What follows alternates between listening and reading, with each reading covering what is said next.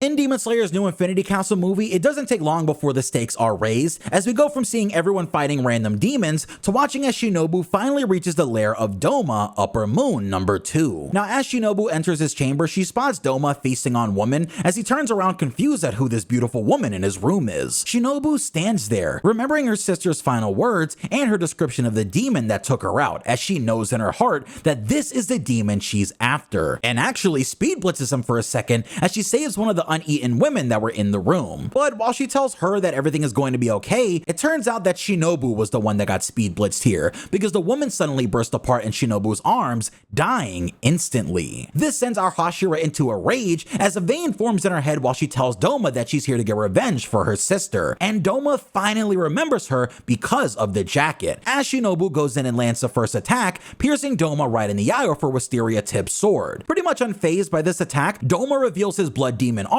which manifests from cold winds that he can generate with his fans that become lotus flowers made of ice all around the room. Shinobu is immediately caught off guard, thinking to herself that it got very cold very fast as frost starts to build up on her body. But at that moment, Doma starts to feel the effects of Shinobu's poison. You see, she's been preparing for this day for a long time, and as Doma's face starts to break down in front of her and he even starts to cough up blood, she stands there and watches as he eventually overcomes the poison and uses his healing to brush it off, telling her that this is actually really fun. So he wants her to keep trying more and more so they can both find out if one of the poisons will work. It's here where we get Doma's backstory, and I've already done a short on that you can find on my channel, but next we'll talk about how this fight continues because things are about to go very bad.